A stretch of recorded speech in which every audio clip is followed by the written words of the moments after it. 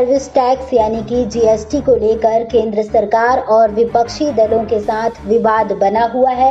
कांग्रेस के वरिष्ठ नेता और पूर्व केंद्रीय मंत्री जयराम रमेश ने कहा कि संसद में कानून बना था कि जीएसटी से हुए घाटे के लिए केंद्र राज्यों को मुआवजा देगा, लेकिन अब वह विरोध कर रहा है। राज्यों को इसके लिए विरोध करना चाहिए। कांग्रेस नेता जयराम रमेश ने ट्वीट कर कहा कि संसद ने एक कानून पारित किया कि केंद्र 5 साल तक जीएसटी से हुए घाटे के लिए राज्यों को मुआवजा देगा, लेकिन केंद्र अब पलट रहा है और राज्यों से कह रहा है कि उन्हें अपने नुकसान की भरपाई के लिए उधार लेना चाहिए। केंद्र के कानूनी दायित्वों को छोड़ा जा रहा है। दयनीय।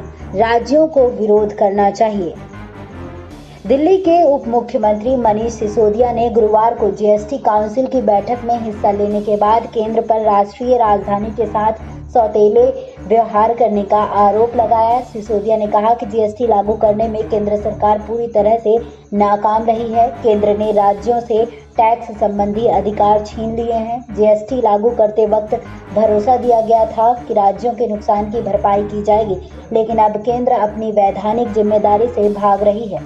उन्होंने कहा, दिल्ली को कर्ज लेने का अधिकार नहीं है। केंद्र खुद आरबीआई से कर्ज लेकर राज्यों का मुआवजा दे। इससे पहले केंद्रीय वित्त मंत्री निर्मला सीतारमण ने गुरुवार को विपक्ष पर आरोप लगाते हुए कहा था कि जीएसटी मुआवजे को अनावश्यक रूप से मुद्दा बनाकर विपक्ष राजनीति करना चाहता है। केंद्र और राज्यों के बीच अविश्वास का माहौल पैदा करने के लिए उनकी ही यानी कि यूपीए पूर्व की सरकार दोषी है।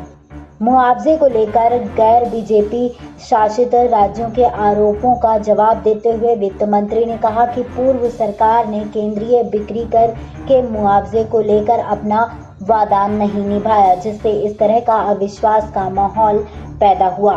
बता दें कि जीएसटी परिषद की 41वीं बैठक में यह तय हुआ कि जीएसटी मुआवजे को लेकर केंद्र सरकार द्वारा दिए गए 2 विकल्पों पर राज्य अपनी राय देंगे।